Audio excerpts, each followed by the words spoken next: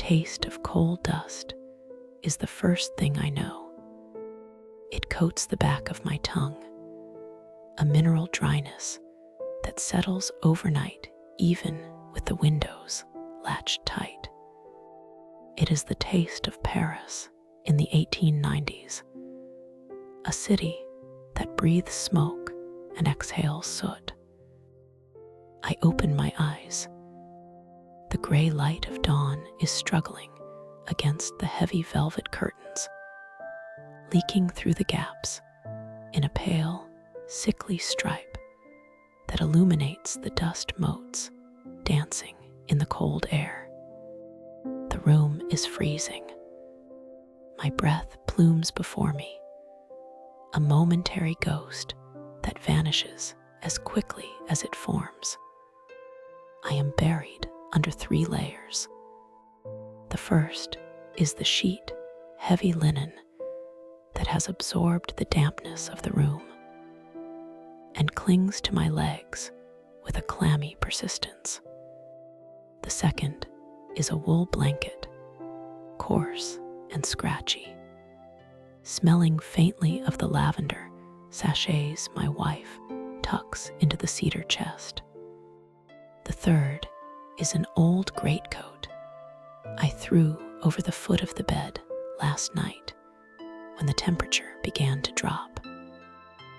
The mattress beneath me is stuffed with horsehair. It is firm, unforgiving, and has developed a valley in the center where my body rests. I shift, and the wooden frame of the bed groans, a sound of dry timber rubbing against timber. Beside me, the space is empty. My wife, Elodie, is already awake. I can hear the distant, muffled, rhythmic scraping of the iron grate in the kitchen stove being shaken out. I push the covers back.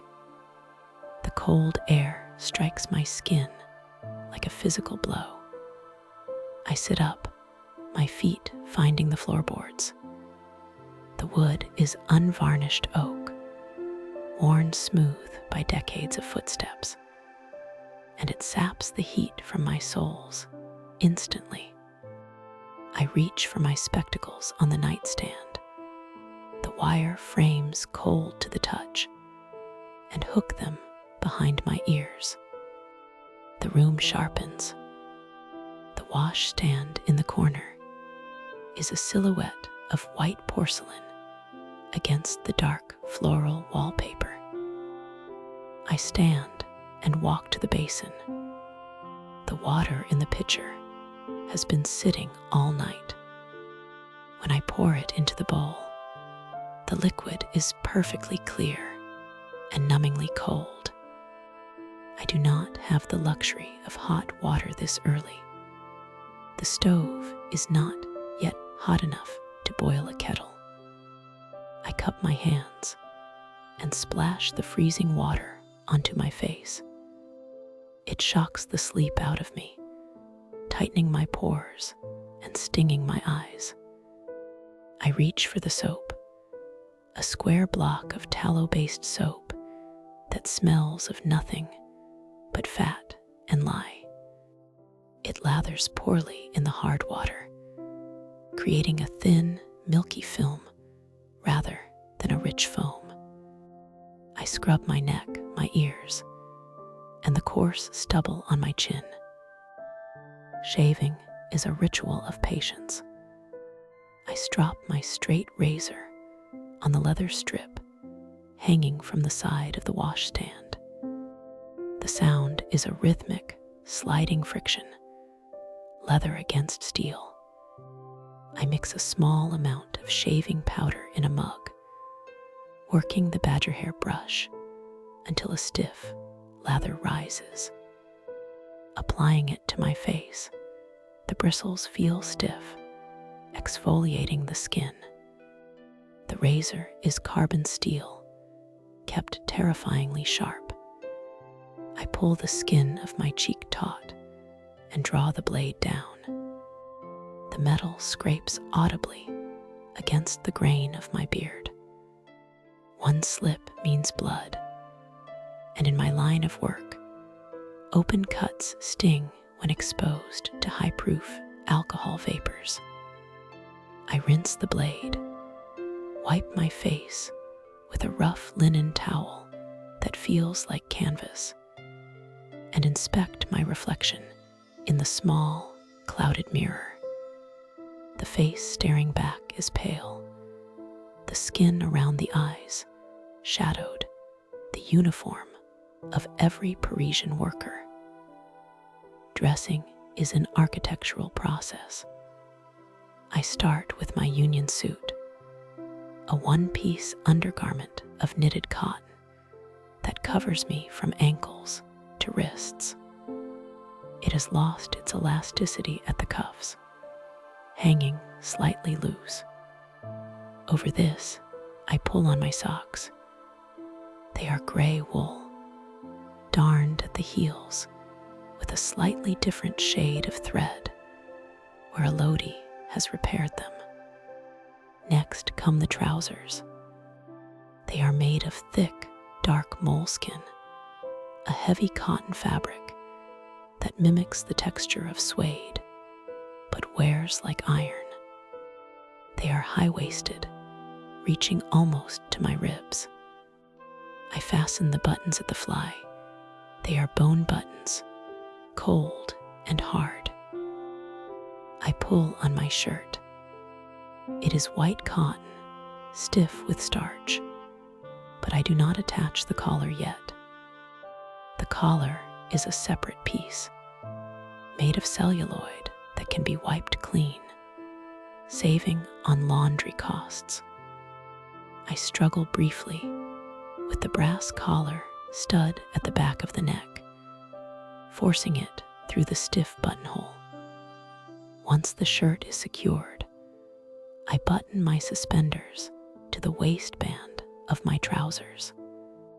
The leather tabs creak as I pull the straps over my shoulders. Finally, the waistcoat. It is a dark charcoal wool, double-breasted. This is not just clothing. It is armor against the chill of the distillery and a sign of my station. I am not a common laborer. I am a distiller, a craftsman. I slip my pocket watch into the left vest pocket. The silver case is cool and smooth. I wind it, the tiny gears clicking with a satisfying resistance, and check the time. It is 5:30 in the morning.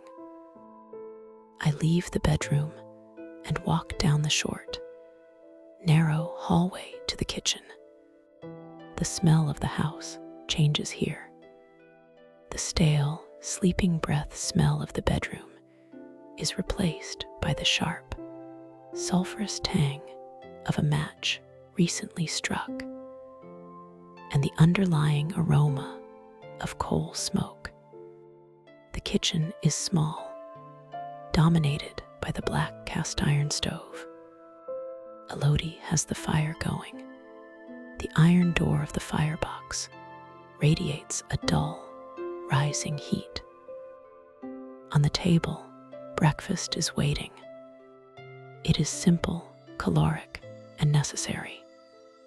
There is a loaf of bread, a pain de campagne, a round country loaf with a thick, dark crust dusted with flour. It is dense and heavy. Beside it sits a crock of butter and a small pot of coffee. I sit at the small wooden table. The chair is rickety, one leg slightly shorter than the others. I slice the bread. The knife has a wooden handle and a carbon steel blade that has developed a gray patina from years of cutting acidic fruits and onions. The crust of the bread is hard. It resists the knife, cracking loudly before the blade sinks into the soft, aerated crumb inside. I cut a thick slab. I spread the butter thick. It is salted butter from Normandy, a yellow so deep it is almost orange. The coffee is black and fierce. We mix the coffee beans with roasted chicory root to make the supply last longer, and to add a heavy, woody body to the brew. I pour it into a ceramic bowl, not a cup. I hold the bowl with both hands to warm my fingers. The steam rises, smelling of roasted earth and burnt caramel. I dip the buttered bread into the coffee. The hot liquid melts the butter, creating oily swirls on the surface of the black coffee. I eat quickly. The soggy bread is comforting, a warm weight in my stomach. This fuel must last me until the midday meal. I finish the last dregs of the coffee, the chicory leaving a bitter sediment at the bottom of the bowl. I stand, brush the crumbs from my waistcoat, and go to the door. I put on my heavy boots, lacing them tight. They are leather, scuffed at the toes, with hobnailed soles that will grip the wet cobblestones. I don my flat cap and my heavy woolen coat. Stepping out onto the street, the sensory assault of Paris begins. We live on the 3rd floor of a tenement in the 11th arrondissement. The stairwell smells of boiled cabbage and old damp plaster. I descend the spiraling wooden stairs, my boots thudding heavily. Outside, the air is blue and hazy. The gas street lamps are still flickering, though the lamplighters will be along soon to extinguish them. The street is a canyon of gray stone. The cobblestones are slick with a mixture of morning dew, and the eternal grime of the city, horse manure, coal dust, and mud. The sound of the city is waking up. I hear the rattle of a milk cart's iron wheels on the stones, the clip-clop of a heavy draft horse, and the swish of the street sweeper's brooms made of birch twigs. I walk briskly. The cold nips at my nose and ears. I pass a Morris column, a green cylindrical advertising tower pasted with colorful posters. One advertises a cabaret in Montmartre, featuring a woman with high-kicking legs and red petticoats. Another advertises a brand of soap. They are bright splashes of color in the gray morning. My destination is not far, only 6 streets away. The distillery is a brick building tucked into an alleyway that smells perpetually of anise and fermentation. As I approach, the smell hits me before I even see the door. It is a complex, medicinal, botanical aroma. It smells of wet herbs, high-proof alcohol, and the damp earthiness of the cellar. To some, it smells like medicine. To me, it smells like livelihood. I unlock the heavy wooden door with a large iron key. The lock is stiff and requires a jiggle to turn. I step inside and close the door, shutting out the noise of the street. The silence here is heavy. The air is cooler than outside, insulated by the thick brick walls. I light a gas lamp on the wall. The flame hisses to life, casting a warm, yellow glow over the room. This is my domain. The main floor is dominated by the stills, the alembics. They are beautiful machines, hammered copper pots with graceful swan neck pipes curving up and over into the cooling coils. The copper is dull in the low light, stained with the patina of heat and oxidation. My first task is not with the stills, but with the raw materials. I walk to the storage area in the back. Here, lined up against the wall, are burlap sacks. I open the first one. The smell is pungent and dusty. It is Artemisia absinthium, grand wormwood. I reach my hand in. The dried leaves and flowers are gray-green and brittle.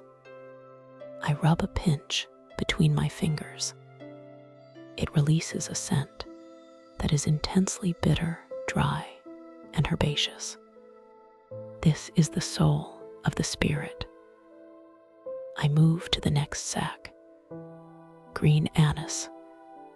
The seeds are small, striated, and greenish-brown. The smell is sweet, like licorice, sharp and piercing.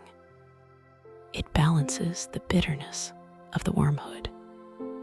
The third sack is sweet fennel. The seeds are larger, paler. Their scent is similar to anise, but rounder, more vegetable-like. This is the holy trinity of absinthe: wormwood, anise, fennel. I walk to the large brass balance scale on the workbench. I place a brass weight on one side, 2 kilograms. I take a metal scoop and begin to transfer the wormwood from the sack to the scales pan. The dry leaves rustle like autumn foliage. I must be precise. Too much wormwood, and the drink becomes unpalatably bitter. Too little, and it lacks the characteristic power. I watch the needle on the scale hover and then settle. I repeat the process with the anise and fennel. I also measure out smaller amounts of hyssop and lemon balm, the secondary herbs that will be used later for the coloring step. But for now, I focus on the maceration batch. I carry the measured herbs to the maceration tank. It is a large steel vat. I lift the heavy lid. Inside, the tank is empty, waiting. I pour the herbs in. They create a mound of gray and green dust at the bottom. Now comes the alcohol.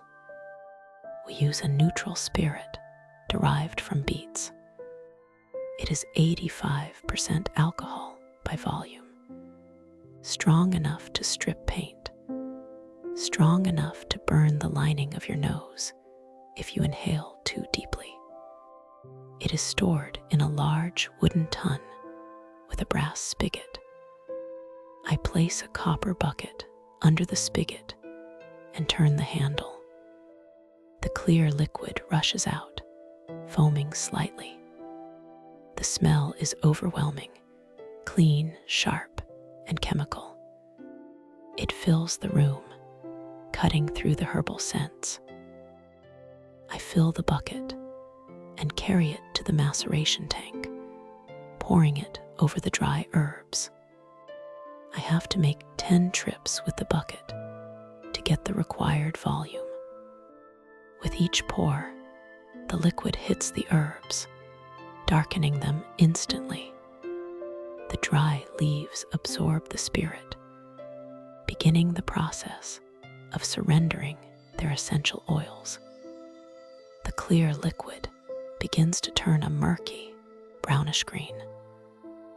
I take a long wooden paddle the handle worn smooth by years of grip, and stir the mixture. It is heavy work. The herbs are absorbent and dense. I churn the liquid, ensuring every leaf and seed is soaked.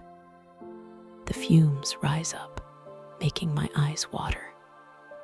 This is the digestive phase. The herbs will sit in this alcohol for 24 hours, steeping like a very strong, very intoxicating tea.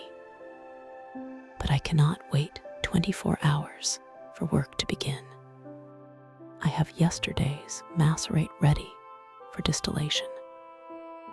I move to the copper still, the alembic labeled number 3. I check the valves.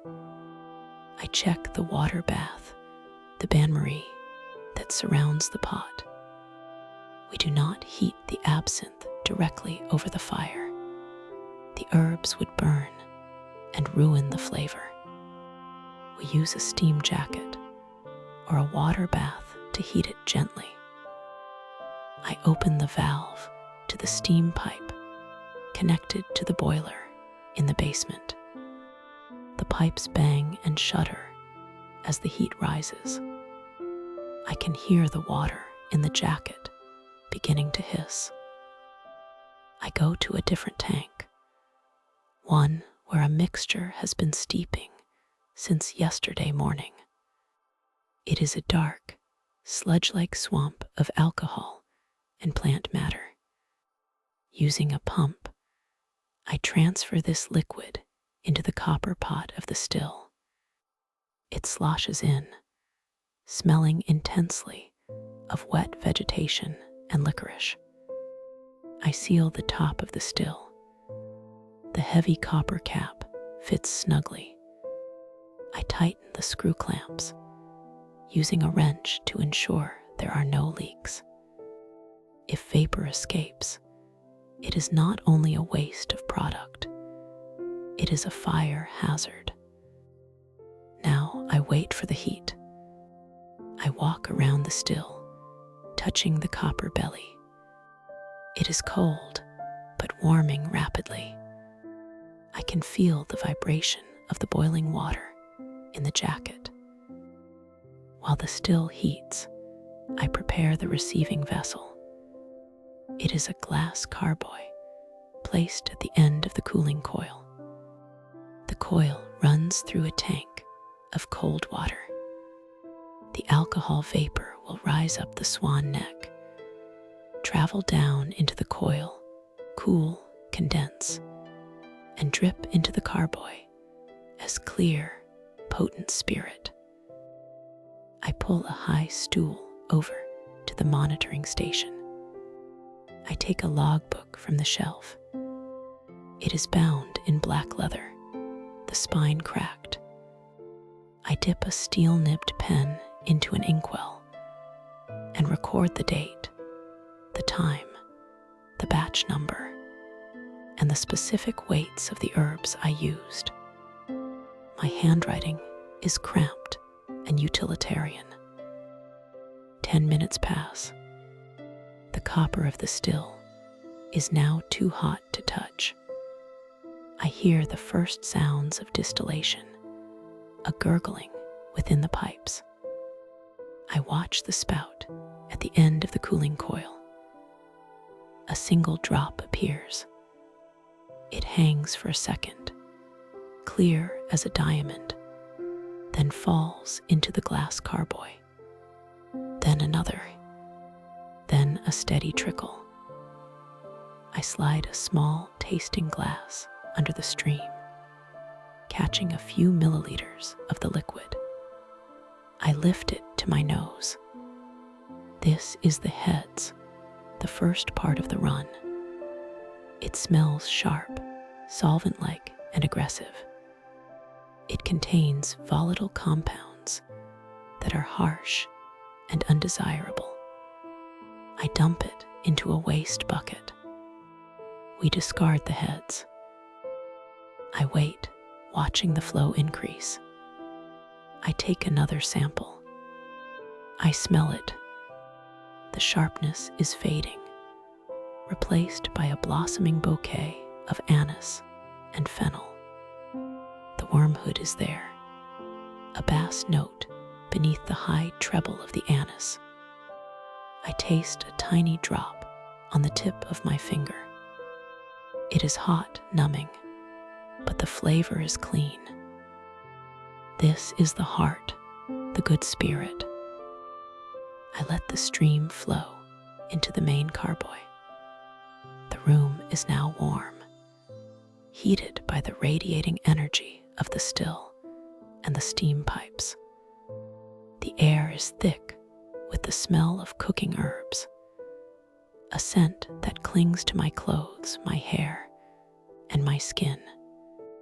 It is a smell I will carry home with me tonight, a smell that marks me as a maker of the green fairy. I stand up and stretch, my back cracking. The morning sun has finally risen fully outside, but in here, the light is golden and hazy, filtered through glass and vapor. I check the pressure gauge. I adjust the steam valve slightly, lowering the heat to maintain a slow, steady drip. Distillation cannot be rushed. It requires patience, a steady hand, and a respect for the chemistry of nature. My stomach grumbles, digesting the bread and coffee, but my mind is clear. The rhythm of the drops falling into the glass vessel is a metronome for my day. 1 drop, 2 drops, 3. The transformation of weed and root into emerald spirit has begun. I take a rag and wipe a smudge of coal dust from the copper shine of the still. The metal gleams back at me, distorted and warm. The work is underway. The heat inside the distillery at midday does not merely surround you, it inhabits you. It is a living thing, heavy with the weight of steam and the volatile, suffocating spirit of 85% alcohol. The sun, currently high above the slate roofs of the 11th arrondissement, beats down upon the glass skylights of our factory floor. But that natural warmth is nothing compared to the industrial fever radiating from the row of copper alembics. I stand before my charge, the third still in the line, a massive copper beast that holds 1,000 liters of macerating spirit. My shirt, a rough spun cotton that was stiff with starch at dawn, is now plastered to my back, translucent with sweat. The air tastes sweet, cloying, and dangerous. It is the scent of the holy trinity of the trade: grand wormwood, green anise, and sweet fennel. In the morning, these herbs smell like a meadow in the Jura Mountains. By noon, under the pressure of steam, they smell like a heavy, intoxicating syrup that coats the back of the throat and makes the eyelids heavy. My hand grips the brass wheel of the steam valve. It is wrapped in a thick rag, for the metal is hot enough to blister skin in a second. I am listening to the machine. A distillery worker does not look with his eyes as much as he listens with his bones. The copper pot is rumbling, a low, deep vibration that travels up through the soles of my leather boots. Inside that dark belly, the alcohol is boiling, vaporizing, and rising up through the capital the bulbous head of the still before being forced into the swan neck, the graceful copper pipe that arches over my head. I tweak the valve, reducing the steam pressure by a fraction. The rumble settles into a steady hum. If I drive it too hard, the mash will scorch against the copper walls, and the entire batch will taste of burnt vegetation. If I drive it too slow, the boss, Monsieur D'Abreuil, will pace the catwalk above us, checking his pocket watch and calculating his lost francs. I step toward the testing spout, a small brass tap located near the condenser coil. It is time to check the run. I take a clear glass flagon and place it under the spout. I turn the tab. A thin, crystalline stream of liquid flows out. It looks like water, clear and innocent, but as it hits the glass, it releases a vapor that makes my eyes water. This is the heart of the distillation. The toxic heads, laden with methanol that can blind a man or drive him mad, were discarded 2 hours ago. We are now collecting the potable spirit, the perfume of the earth. I lift the flagon to the light. It is perfectly colorless. The famous green hue of absinthe does not come from the still. It comes later, from a second maceration. Right now, purity is the only goal. I dip a hydrometer into the flagon. The weighted glass bulb bobs in the liquid. I lean in, squinting through the steam to read the scale. 72 degrees. Perfect. It is strong, oily, and rich. I rub a drop of the distillate between my thumb and forefinger. It feels slick, almost greasy. This is the essential oil of the anise. When the bourgeois drinkers in the cafés of Montmartre add water to this later, these oils will snap out of solution, turning the drink into the milky, opalescent cloud they call the louche. But here, in the heat of the factory, it is just hot, clear fire. My shoulders ache. The physical sensation of the work is a constant tension between the need for brute strength and delicate precision. Earlier, I hauled 50-kilogram burlap sacks of dried wormwood up the ladder to the loading platform. My lungs still burn from the dust of the dried herbs, a bitter powder that settles into the pores of the skin and never truly washes out. I am bitter. I taste bitter. My skin tastes of wormwood. I wipe my forehead with a handkerchief that is already soaked. To my left, Henry is struggling with the discharge lever of his still. He is an older man, his face a map of broken capillaries, a common geography for men in our trade. The lever is jammed. I step over to help him. The floor is slick with water and starch residue. We grasp the iron lever together. The metal is warm. On 3, I say. 1, 2, 3. We heave.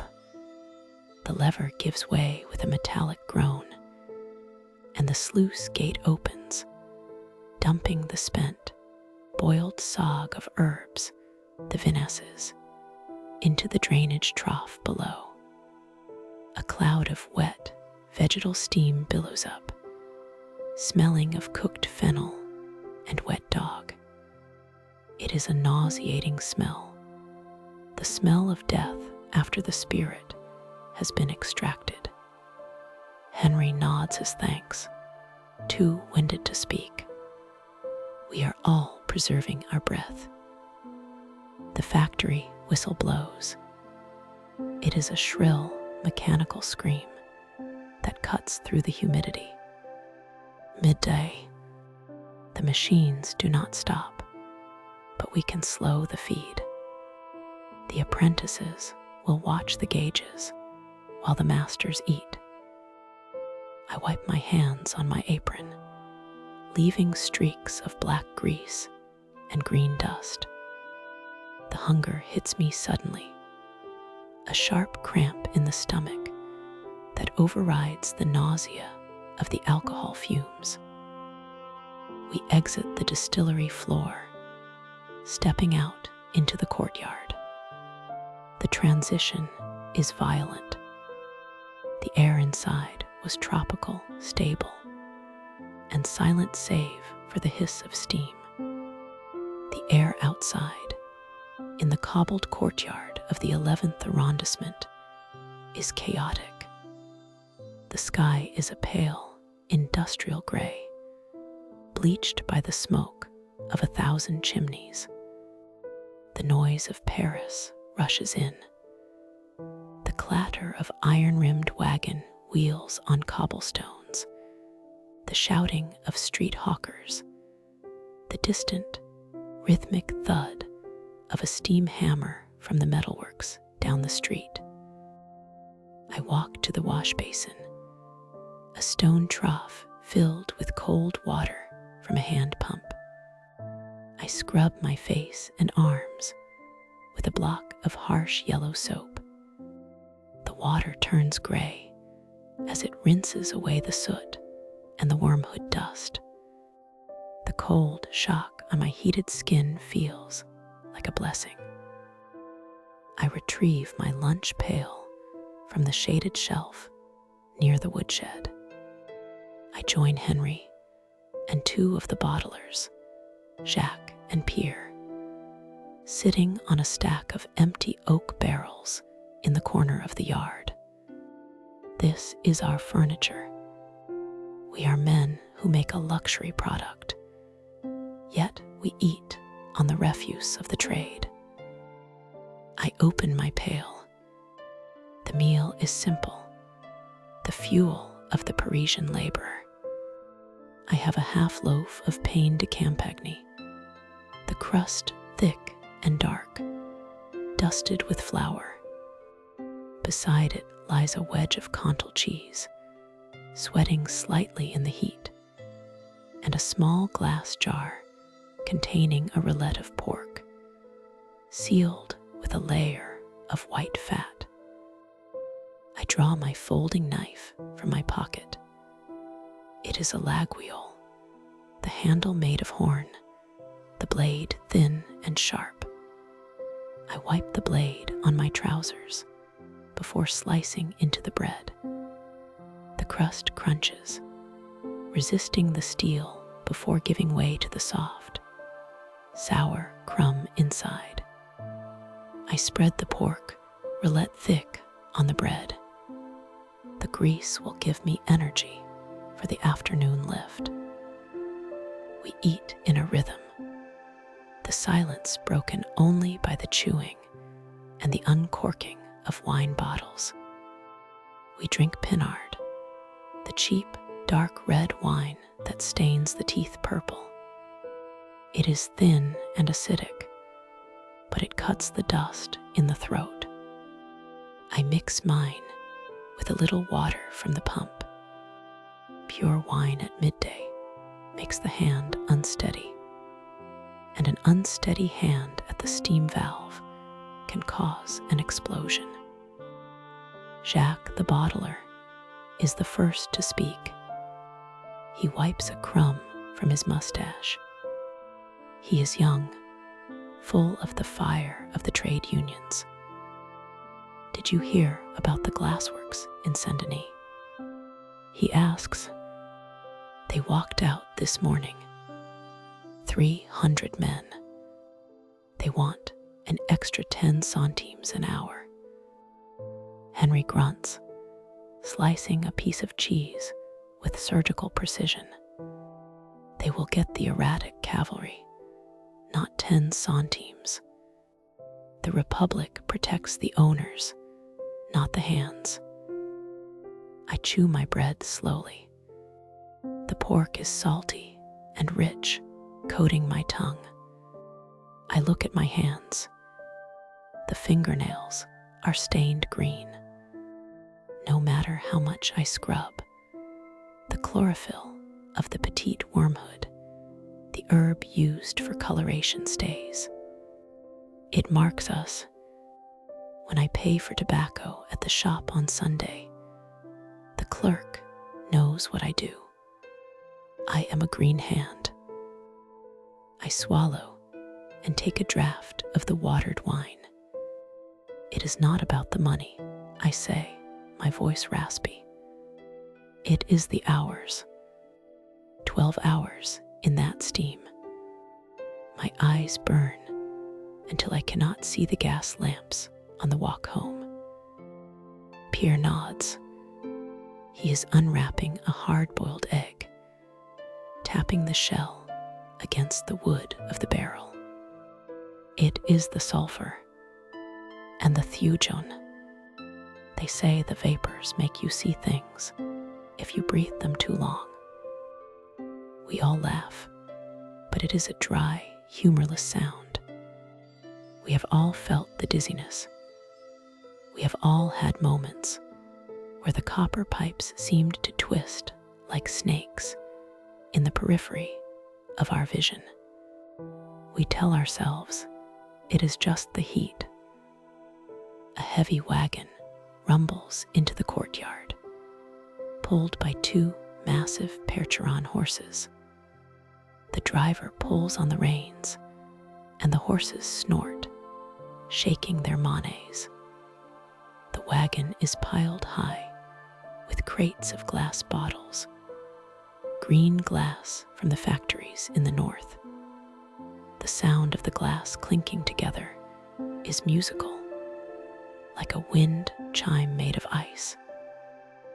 That is our afternoon, Henry says, gesturing with his knife. Unloading the glass, I finish my bread and cheese, brushing the crumbs from my lap. The food sits heavy in my stomach, a warm weight that battles the fatigue. I take a final swig of wine, swishing it around my mouth to clear the taste of the pork fat. I lean back against the brick wall of the factory. The bricks are warm from the sun. I close my eyes for a moment. The sounds of the city wash over me. A barrel organ is playing somewhere a few streets away. A tinny, repetitive melody. A woman is shouting at her child in a window above the courtyard. The smell of the city is distinct here. Horse manure, coal smoke, roasting coffee, and the ever-present undercurrent of the open sewers. But overlaying it all, drifting out from the factory doors, is the smell of anise. It is sweet, medicinal, and overpowering. It smells like money. I open my eyes. A cat, skinny and ragged, slinks along the top of the wall, eyeing our leftovers. I toss a piece of cheese rind toward it. The cat vanishes with the prize. The whistle blows again. 1 o'clock. The sound triggers a physical reaction. My muscles tighten. The brief respite is over. We stand up, groaning as knees pop and backs straighten.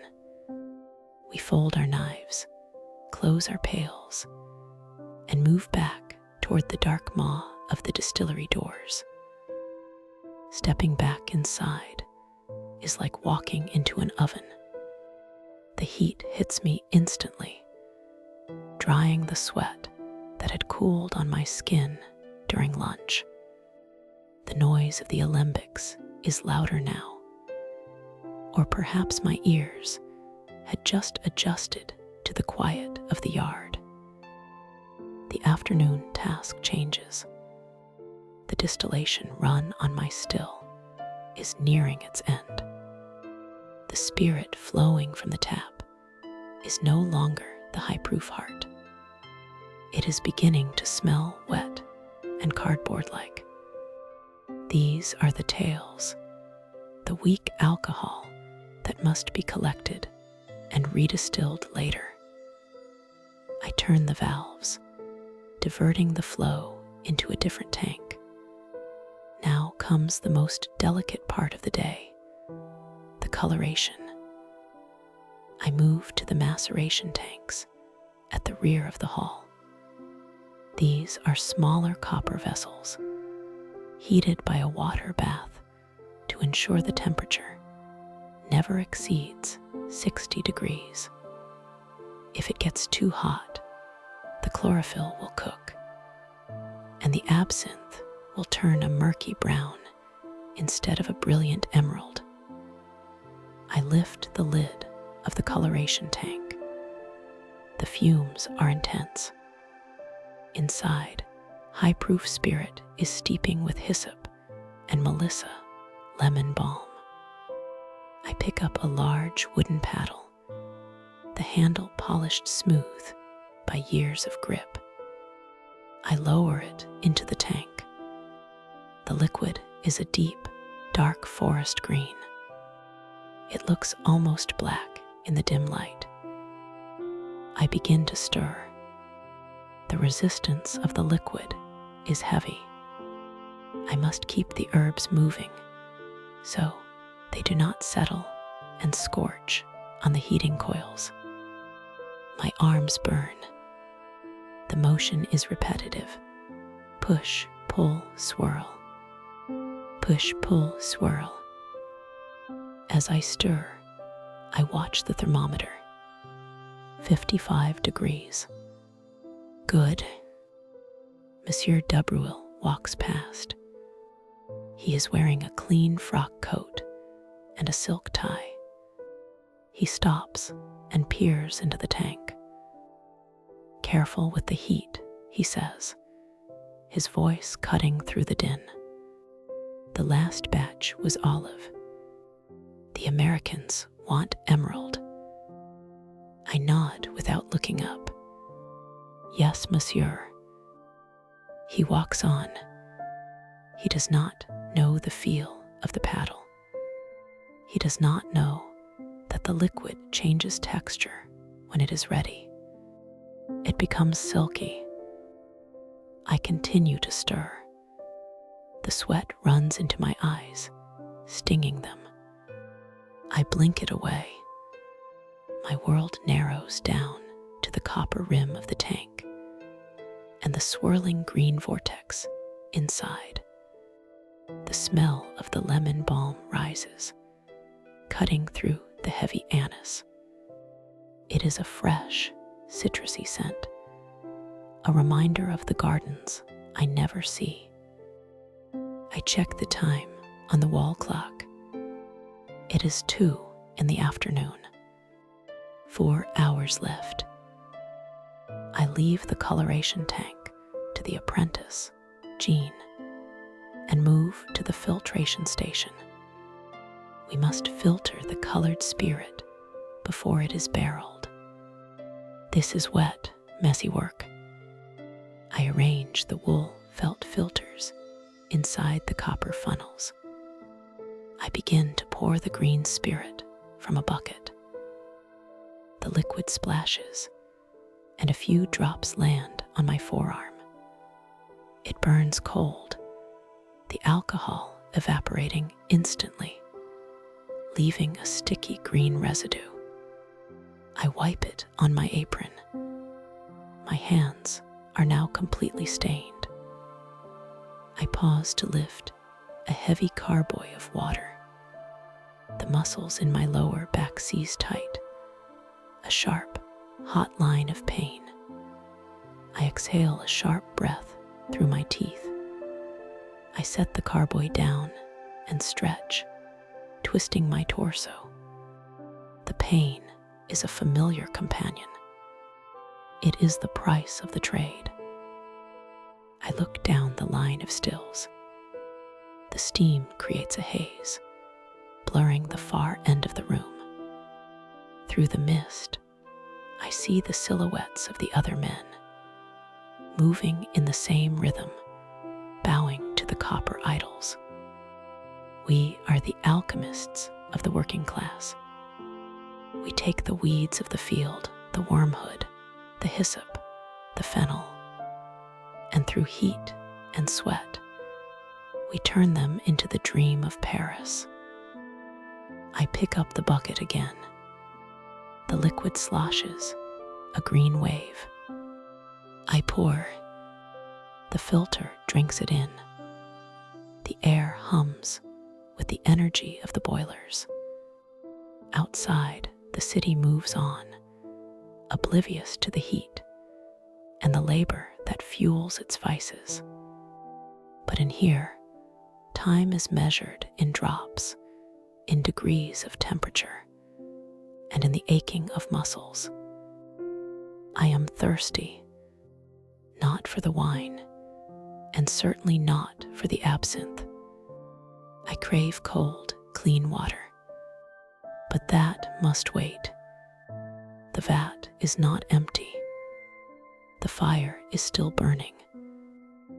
I wipe my brow with my sleeve, grip the handle of the bucket, and pour again. The scent of anise fills my lungs, becoming the only air I know. The steam whistle from the nearby locomotive works screams across the rooftops of Panton, signaling the end of the lunch hour. But inside the distillery, the rhythm is dictated not by whistles, but by the slow, bubbling temperament of copper and fire. I step back onto the factory floor, the heavy wooden doors thudding shut behind me, sealing out the relatively fresh air of the courtyard. The heat hits me instantly. It is a physical weight, a wall of humid botanical warmth that presses against the chest and instantly slicks the skin with a fresh layer of perspiration. The morning was for preparation and the initial boil, but the afternoon is the long, arduous wait, the monitoring, and the heavy lifting. The sun has moved to the western side of the building, piercing through the grime-streaked high windows in slanted beams that illuminate the millions of dust motes dancing in the air. These are not just dust. They are particles of dried wormwood, fennel pollen, and crushed anise seeds.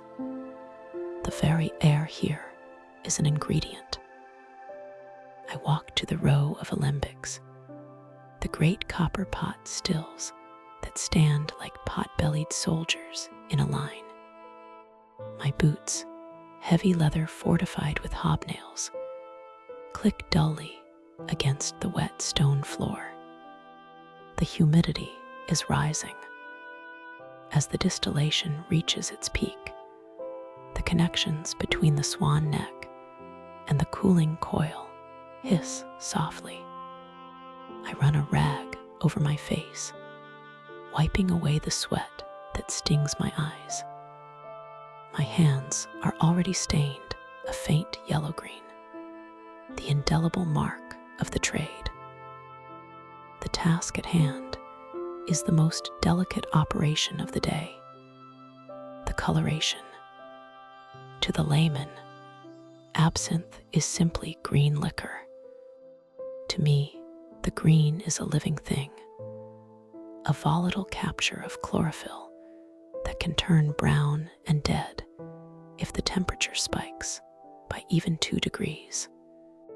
I move to the smaller heating tank, the coloration vessel. We have already drawn off the clear distillate, the blanche, from the main run. It sits in a holding vat, pungent and high proof, roughly 75% alcohol. It smells of raw heat and intense anise. Now I must transform it. I beckon to Lucian, the apprentice. He is a boy of 19, with forearms already thickening from lifting sackcloth bales. But he lacks the nose. He is dragging a burlap sack across the floor, the sound like sandpaper on bone. Bring the hyssop and the petite wormwood, I say, my voice raspy from the fumes. And the melissa, gently. He heaves the sack up onto the workbench. I untie the twine. The smell of the dried herbs is dusty and sharp, cutting through the cloying sweetness of the anise vapor filling the room.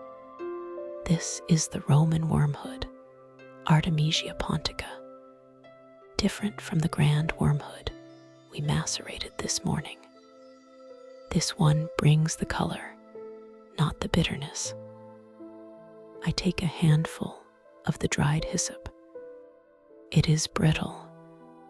I crush a blossom between my thumb and forefinger, releasing a scent of camphor and mint. This is the art.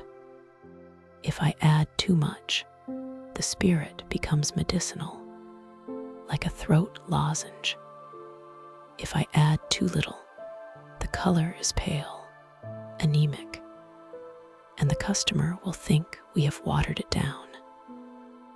I open the hatch of the coloration tank, where a portion of the clear distillate is waiting.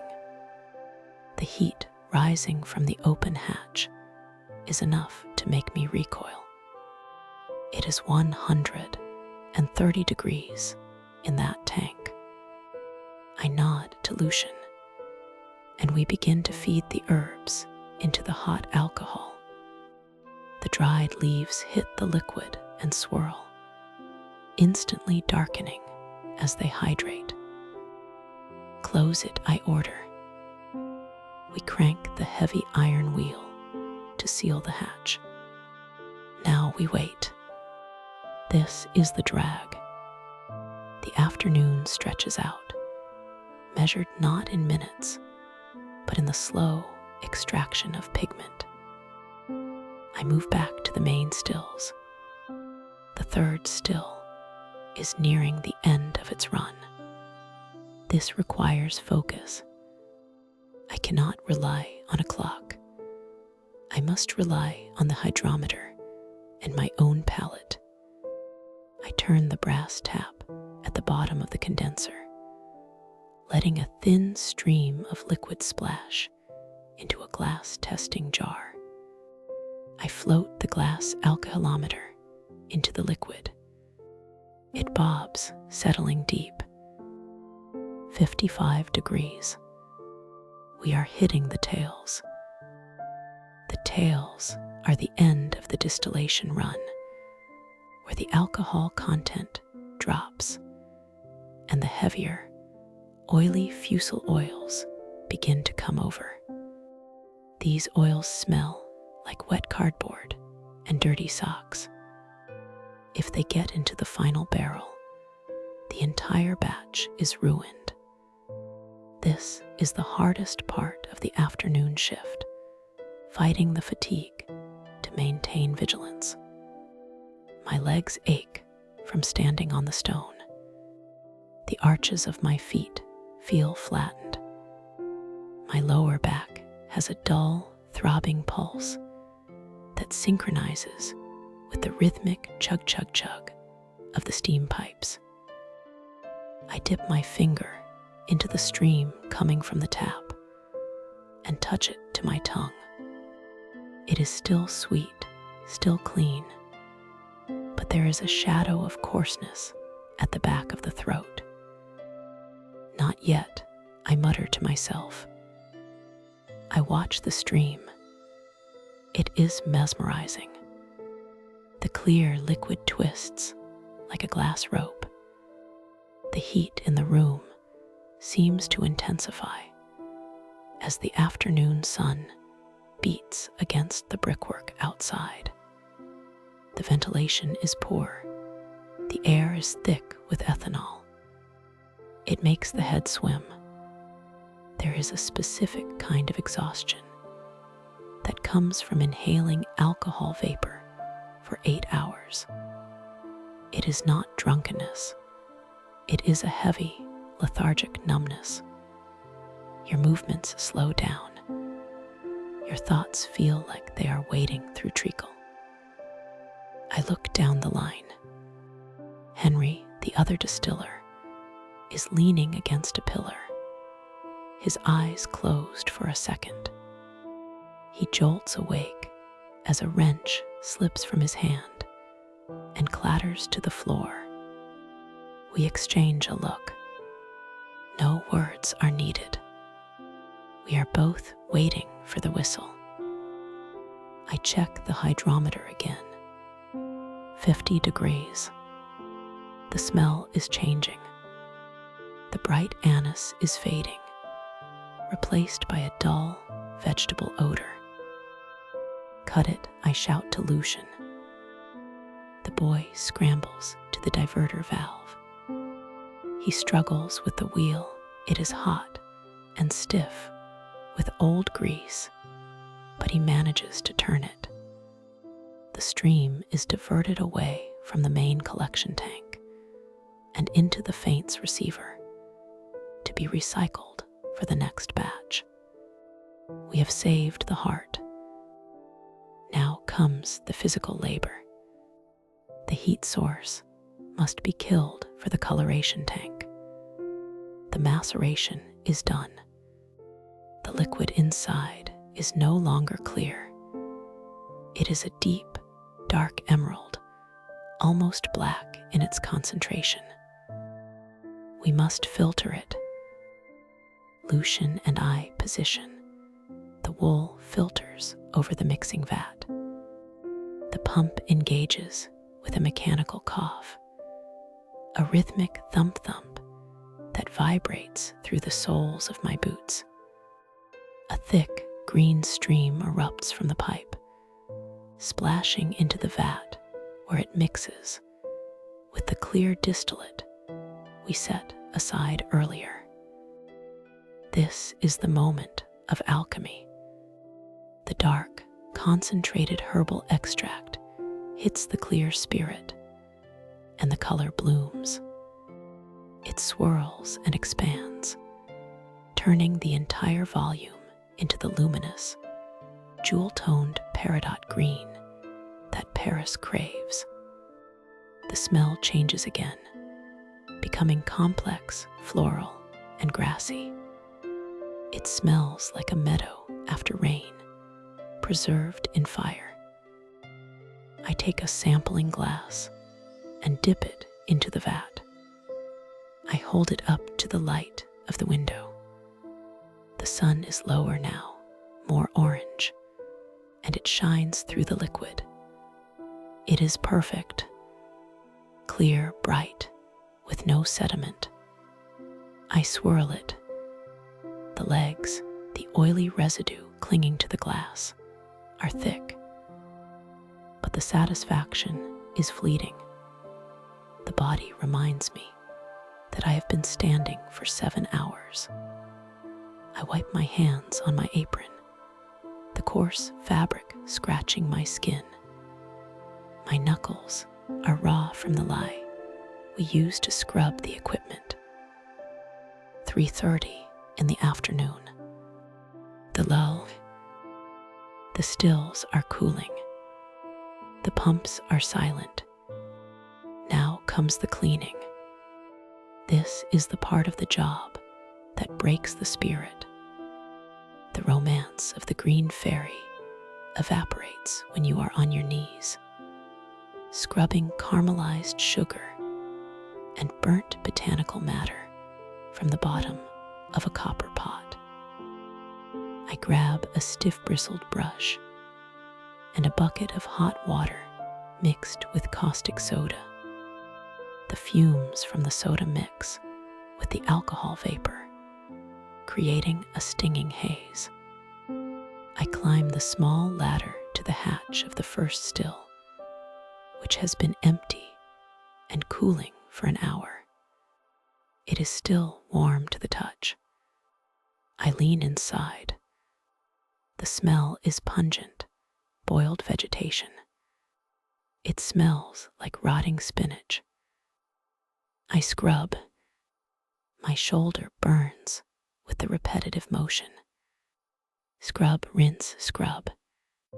The copper must shine. Any residue left behind will scorch during tomorrow's run and taint the flavor. I am meticulous, not out of pride, but out of fear of the master distiller's inspection. He has eyes like a hawk and a temper to match. Below me, Lucian is sweeping the floor. The sound of the broom bristles on the wet stone is hypnotic. Swish, swish. The dust rises and settles again. My mind wanders. I think of the cafe on the Boulevard de Magenta. I think of the sensation of sitting down, of the wood of the chair against my back. I think of a cold beer, not absinthe. Never absinthe after work. You cannot drink what you breathe all day. You need something bitter and cold to cut the sweetness from your throat. I climb down from the ladder, my knees popping. I stretch, feeling the vertebrae in my spine click. I am covered in grime. My shirt is stuck to my back. The light in the factory has shifted to the blue hour, that time of late afternoon when the interior shadows lengthen and the windows become squares of cobalt blue twilight. The gas lamps have not yet been lit, so we work in the dimness. It is harder to see the dirt, harder to read the gauges. I move to the inventory desk, a high, slanted table covered in ledgers. I have to log the day's yield. My hand shakes slightly as I dip the pen into the inkwell. It is a tremor of fatigue, the muscles twitching after hours of tension. Batch 409, 400 liters. Proof 68. Coloration standard. The numbers blur on the page. I pinch the bridge of my nose, squeezing my eyes shut to reset my vision. The silence in the factory is heavy now. The roar of the fires is gone, replaced by the ticking of cooling metal.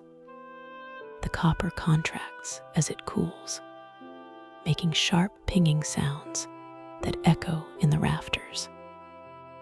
Hey, old man. I look up.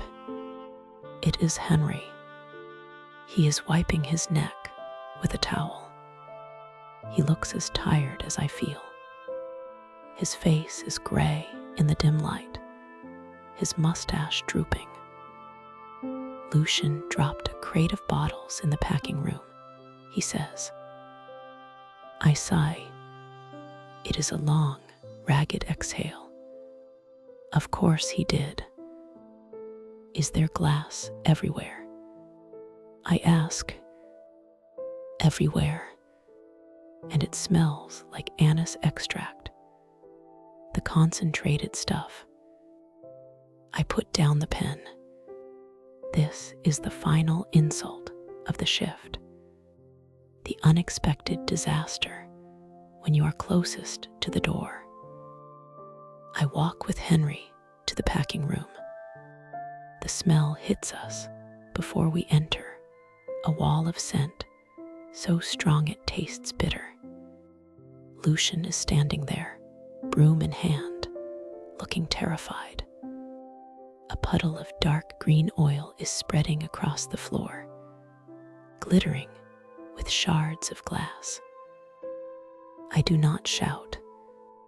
I do not have the energy to shout. I simply look at the mess, then at the boy. Sawdust, I say. Get the sawdust. We spend the next 20 minutes shoveling sawdust onto the spill. The oil soaks into the wood chips, turning them black. We sweep it up. The glass crunches. We have to be careful. A cut in this environment, with all the bacteria from the raw herbs and the chemical irritation of the alcohol, can turn nasty quickly. My hands are sticky. The oil has seeped through the sawdust and onto my fingers. The smell is impossible to remove. I will smell like this on the omnibus ride home. The other passengers will wrinkle their noses. Some will look at me with envy, thinking I have been drinking. Others with disgust, thinking I am a drunkard. They do not know it is the smell of labor, not leisure. 5:30. We haul the sacks of oil-soaked sawdust to the incinerator chute. The physical exertion of the shoveling has woken me up slightly. A second wind born of irritation. The foreman walks onto the floor. He checks the pressure gauges, taps the side of a barrel, runs a finger along the copper I scrubbed. He looks at his finger. It is clean. He grunts. Lock the valves, he says. I go to the main steam line. The wheel is large, iron, and cold. I grip it with both hands and turn it clockwise. It resists, then gives. I spin it until it locks tight. The lifeblood of the factory is cut off. The beast sleeps. I walk to the cloakroom. It is a narrow, wooden hallway filled with hooks. I unbutton my heavy leather apron. It is stiff with dried spills and wax. I hang it up. The weight leaving my shoulders is a physical relief so profound I almost stumble. I peel off my work jacket. Underneath, my shirt is stained with sweat and soot. I put on my street coat, a rough wool jacket that has seen better days, but it is clean. I wash my hands in the stone basin. The water is cold. I use a block of pumice soap, scrubbing until my skin is red, trying to get the green stain out of my cuticles. It never fully comes out. My hands are a map of my profession. I step out of the factory door. The transition is jarring. The air outside is cool, carrying the scent of coal smoke, horse manure, and roasting chestnuts from a street vendor. It is the smell of Paris. The noise of the street rushes in the clatter of carriage wheels on cobblestones. The shout of a newsboy selling Le Petit Journal. The distant hum of the city. The sky is a bruised purple, the sun having just dipped below the horizon. The gas lamps along the street are flickering to life, casting pools of yellow light on the pavement. I stand for a moment on the step, adjusting my cap. My legs feel hollow. My stomach rumbles, reminding me I haven't eaten since noon. Henry steps out beside me. He lights a cigarette, the flare of the match illuminating his tired eyes. He inhales deeply, then offers the pack to me. I take one. The tobacco smoke is harsh and grounding. It tastes of reality, pushing back the ethereal, herbal memory of the distillery. Until tomorrow, he says. Until tomorrow, I reply.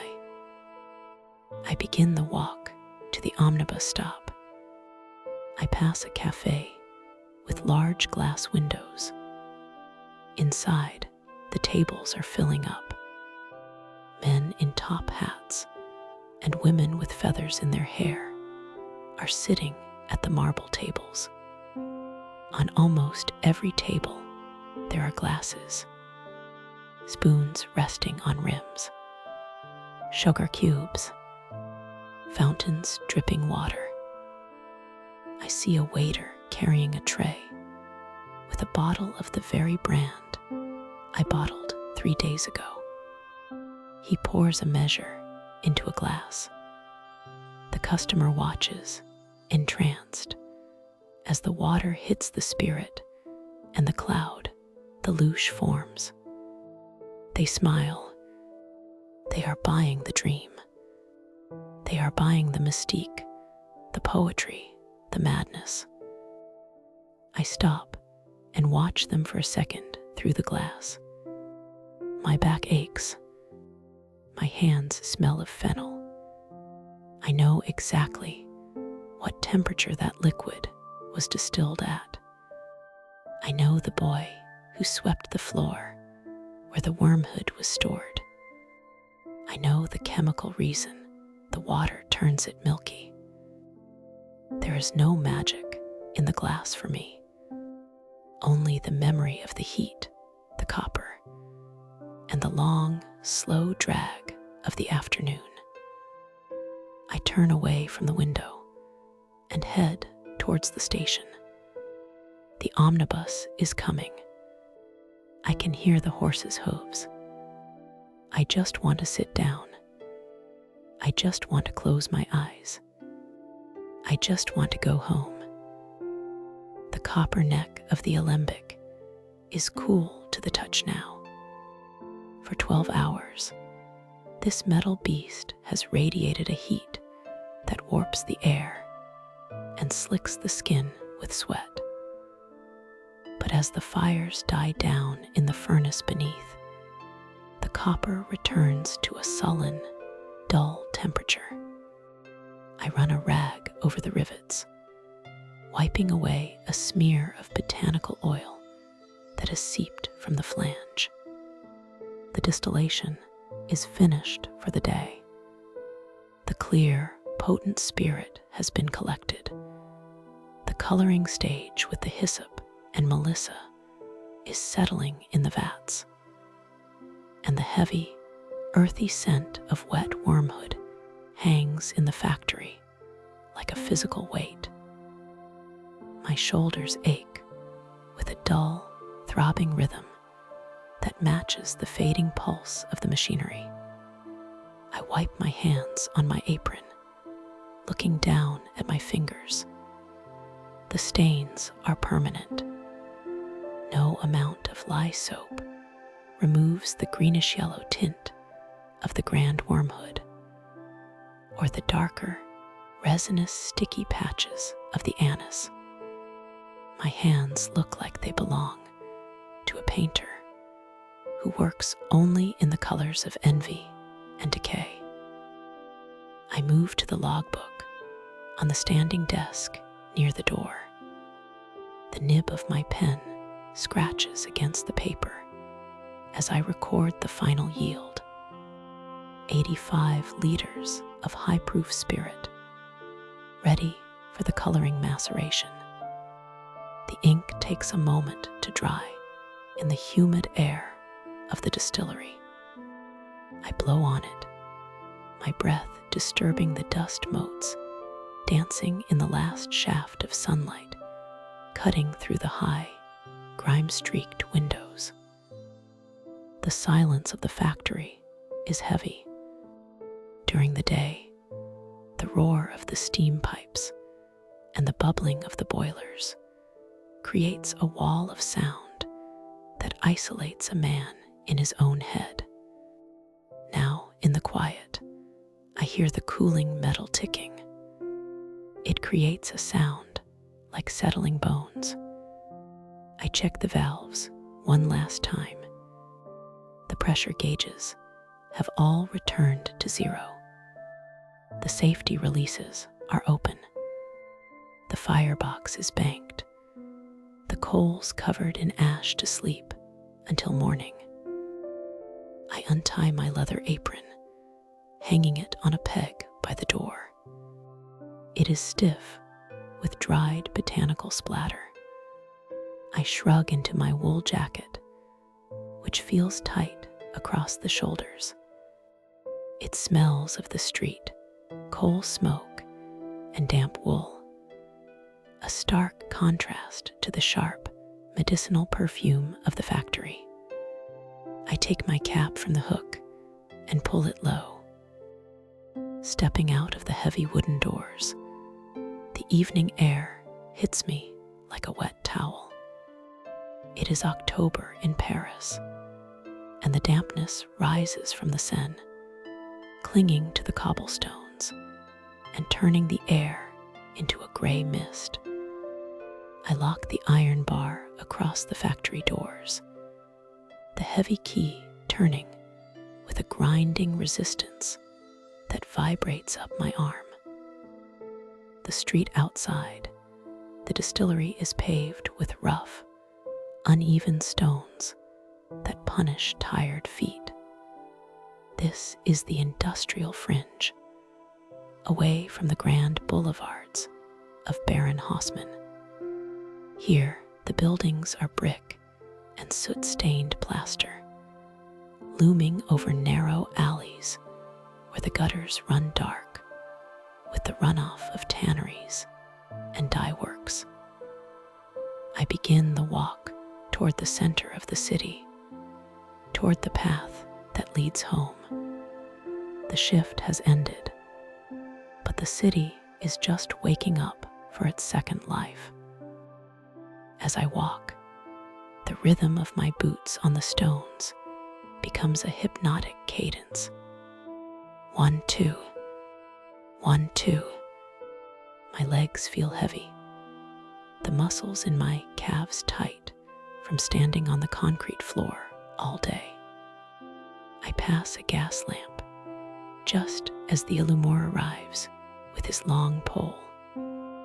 He pushes the tip into the glass housing, and with a soft pop that I feel in my chest, the blue flame flares into a yellow halo.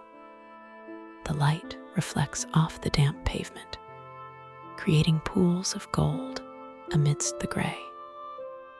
The smell of the city changes as I move away from the industrial quarter. The chemical tang of the factories gives way to the smell of horse manure, roasting chestnuts, and unwashed bodies. It is the smell of the populace. I reach the intersection of a wider boulevard. Here, the world is different.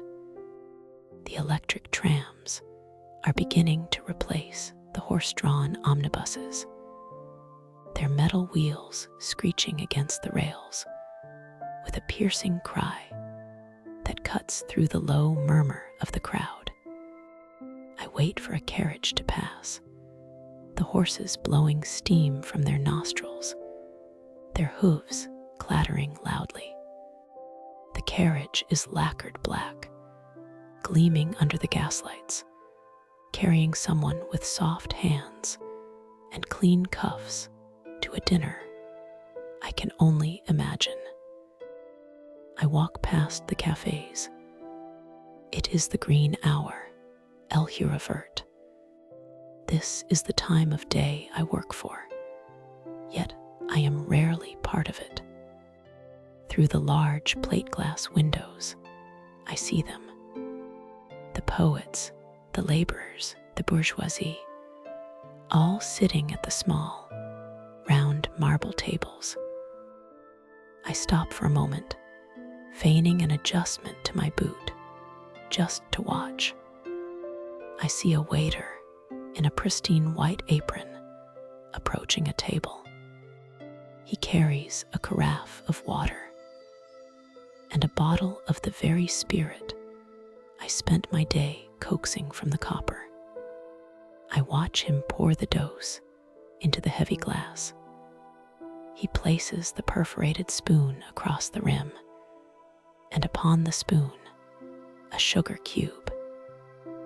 I know the chemistry of what happens next better than I know my own face. I watch as the customer tips the water carafe. The water drips. 1 drop. 2. It hits the sugar, dissolving it, and falls into the emerald liquid below. I watch for the louche, the moment the hydrophobic essential oils of the anise, unable to stay dissolved in the weakening alcohol, rush out of solution. The liquid turns from clear green to a milky, opalescent white. It is a violent chemical reaction, disguised as a parlor trick. The customer lifts the glass. I can almost taste it, the numbing shock of the anise, the bitter undertone of the wormwood, the heat of the alcohol. But I do not go in. My clothes are stained with the raw ingredients. I smell too strongly of the factory. To drink absinthe while smelling like a vat of macerating hyssop would be overwhelming. I am the maker, not the consumer, at least not tonight. I turn my collar up against the wind and continue walking. The hunger begins to gnaw at my stomach now. It is a sharp, insistent pain. I passed a bakery earlier, but the smell of fresh bread was masked by the exhaust of a passing coal wagon. Now, the scent of roasting meat from a vendor's stall makes my mouth water. But I have food at home, and the coins in my pocket must last until the end of the week. My apartment is in the 18th arrondissement, a climb up the hill of Montmartre. The streets become steeper, the buildings leaning in toward each other as if gossiping. The gas lamps are fewer here, the shadows longer. I navigate the familiar cracks in the pavement by memory. I reach my building, a tall, narrow structure with peeling paint and a heavy wooden door that is never quite closed. The hallway smells of boiled cabbage and damp plaster. I begin the climb. 1st floor, 2nd floor.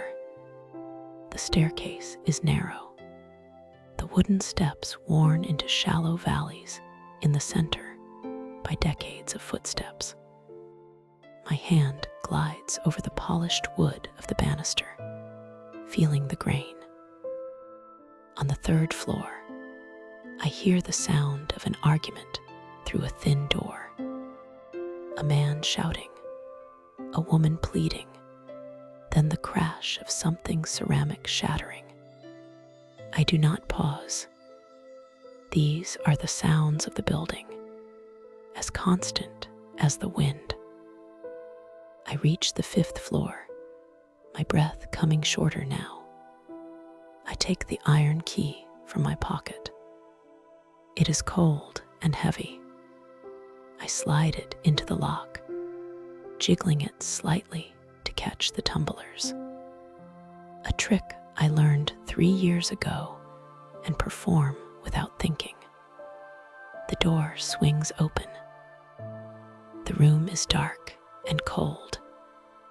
I step inside and close the door, locking the world out.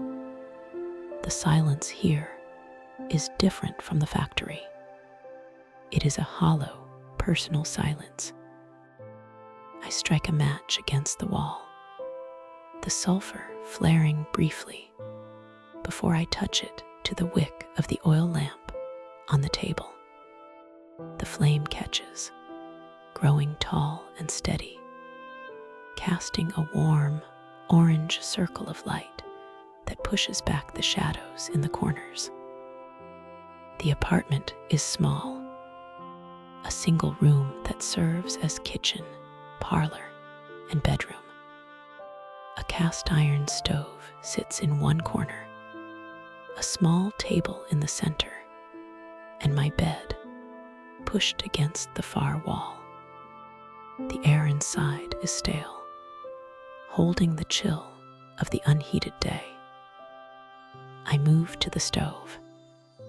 The coal scuttle is half full. I take the iron poker and stir the gray ash from the morning, finding a few embers that still hold a dull red glow deep in the center. I add a handful of kindling and a few lumps of coal. I blow gently on the embers. The ash flies up, dusting my face, but the wood catches. The fire begins to crackle, a comforting domestic sound. I wash my hands in the enamel basin on the washstand. The water in the pitcher is freezing.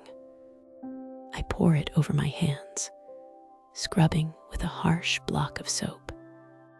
The water turns gray, then slightly green as the botanical oils lift from my skin. I splash the cold water on my face, gasping at the shock.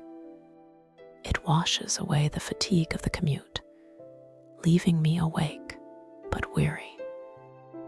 Dinner is simple. I take a loaf of bread from the bread box. It is 2 days old, the crust hard enough to bruise the gums, but the inside is still yielding. I take a knife and slice a wedge of hard cheese, the rind stamped with the mark of the maker. On the stove, I place a small pot containing the remains of a vegetable soup from yesterday. While the soup warms, I pour myself a glass of wine. It is not fine wine. It is Pinard, the cheap, dark red ration of the worker. It tastes of tannins and iron, rough against the tongue, but it warms the blood.